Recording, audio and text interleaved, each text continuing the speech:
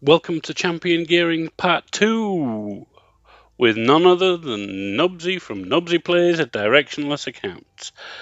I'm just going to jump right in and leave it play for the continuation of the gearing conversation.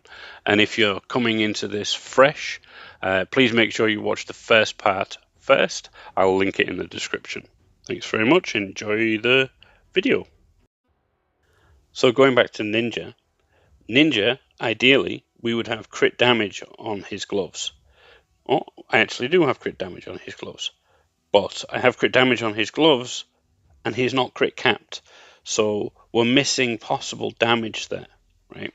If you get 100% crit rate, that means that all of your attacks generally will crit, and then crit damage just multiplies the damage that you're doing with that critical hit. So you always want to try and make sure that you have 100% crit rate, unless the skill directly says that you get an extra percentage to crit. There are some champions in the game that have a extra crit rate baked into their skills, so they don't need to be crit capped. They don't need to be 100% crit capped. But those are the exceptions to the rule. The majority of the time, if you have a champion like Ninja, or if you have a champion where they are striking the enemy and they're hitting the enemy, you would like them to be 100% crit rate, so they're critting all the time, and you want them to have a lot of crit damage, so that the damage that they're hitting is increased by the amount of critical damage that they have. Now, what about the other items that we're wearing? So the three on the top, so the weapon, helmet, and shield, they always have the same main stat. They always have the same top stat. So weapons always have attack, helmets always have hit points, and a shield always has defense. Now, the thing that varies with all of these items is the substats. If you have a blue item, a blue rarity item, they will only have 2 substats when you start with them at 0. When you upgrade to 4, they will get an additional point. When you go to 8, they will have an additional point. When you go to 12, then the third substat will appear. When you go to 16, the fourth substat will then appear. Epic items, however, epic items start with 3 substats. I'll actually show you on this, the boots down here.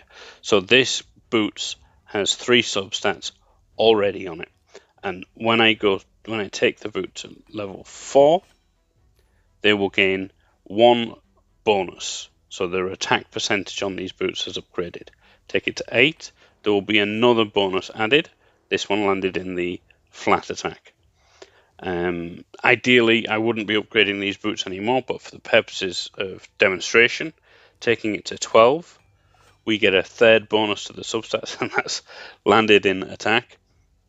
And then just don't do this, but I'm going to take it to 16 to show you the new substat has appeared at the bottom, and it's landed in accuracy, which is fine. Now, these boots are terrible. I will actually not use these boots hardly ever, I don't think. Maybe I'll put them on a Faction Wars champion just for the sake of putting them on somebody, because I've invested the silver in them. But you get what I mean. And then with epic items have 4 substats, all 4 substats preloaded onto the item. So then when you take it to 4, it upgrades, and then no extra substats will be added. But what this gives us is the chance to have 4 stat upgrades into the same substat, and that is almost the perfect piece that you want. Now, ideally, people want speed as the quad roll. So when they say quad roll, they mean 4 times rolling into the speed substat on an item. Speed, crit rate, crit damage. There's somebody in my clan or in the cluster who always gets resistance up rolls. It's becoming quite a meme, actually. Now that covers off the top line, but the bottom line of equipment is slightly different. So the bottom line of equipment has a few different main stats that it can be, right? So, for example, if you're looking at a pair of gloves, the stats that you can have for a glove, the primary stats, are hit points, both flat and percentage, attack, both flat and percentage, defense, both flat and percentage, critical rate, and critical damage are the main stats that you can get on a pair of gloves. On a chest piece, it's all the same for the main stats, let's say, so hit points, attack, and defense.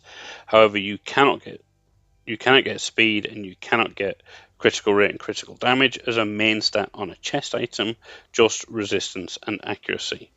And then for boots, you can get hit points, attack, defense, same as the other items, but the only other primary stat that you can get is speed.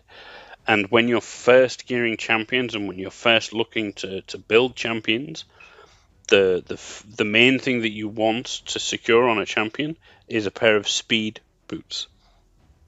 And for these, it doesn't matter necessarily the rarity when you're first starting. For example, I have a pair of green speed boots on Ninja.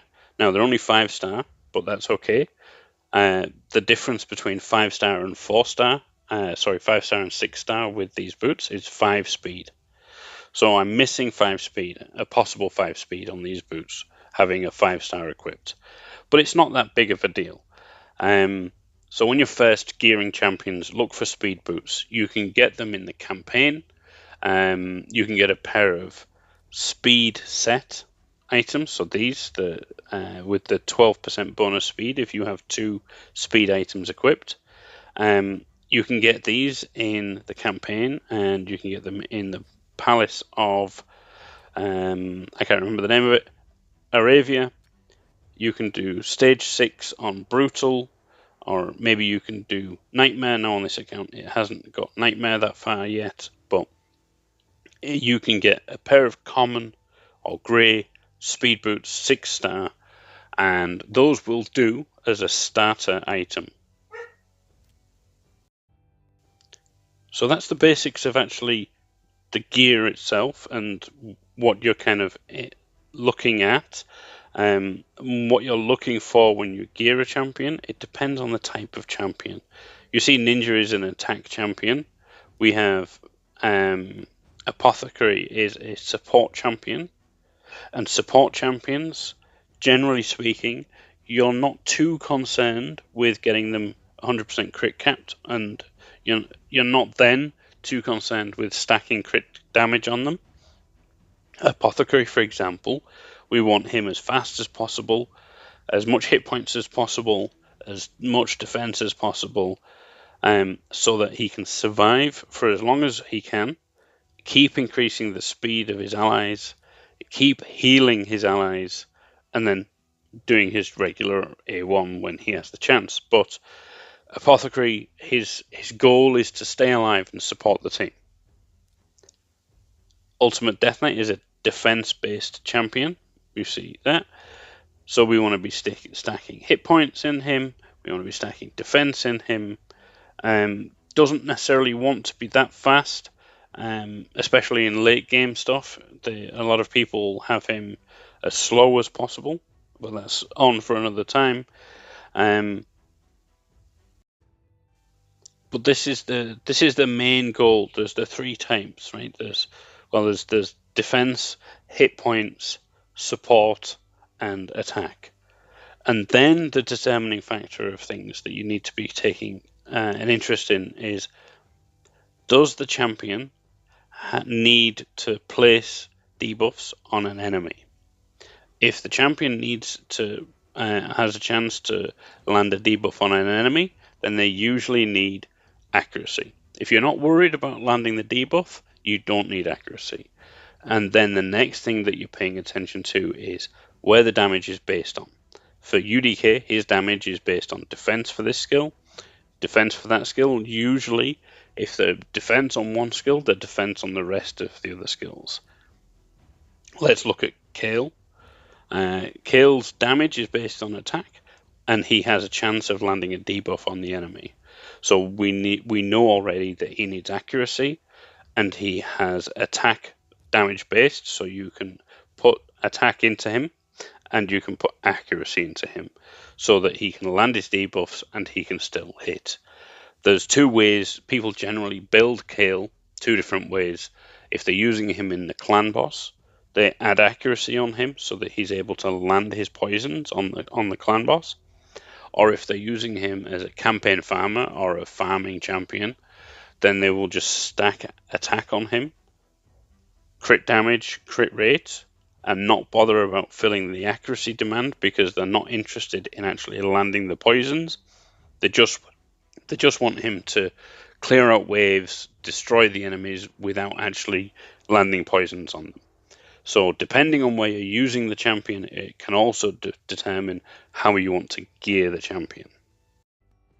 But overall, the best indicator and the best way that you have to determine how you want to gear your champion is reading the skills, seeing what the damage is based on, reading if they're trying to land a debuff on the enemy, and checking the type of damage that you need to be doing or the type of skills that they're doing.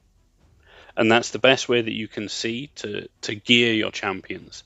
Outside of that, you should always look at outside resources, maybe like the Hell Hades website or Ayumi Love, and see there, because in those websites they actually have from the game code the damage multipliers or the percentages that the damage is increased. So you can actually tell if it's an attack champion and their skill has a low damage multiplier, but they also land debuffs, then you might want to stack accuracy and not stack the damage, because the damage isn't being multiplied and all you're looking from that champion then is the debuffs landing. So there we go. I hope that gives a kind of a decent beginner look at champion gearing, and we'll get more into actually upgrading the gear and upgrading the champion's gear soon. I just wanted to have a kind of an overview first before we get into that. Anyway, thank you so much for your attention. Thanks for listening. If you do have any comments, questions, or anything like that, please add them in the comments below. I always read and respond to any comments that I get. If you do enjoy the series, if you are enjoying the series, please do like, comment, and subscribe. It really does help the channel. Thanks very much, and I'll look forward to seeing you in the next one.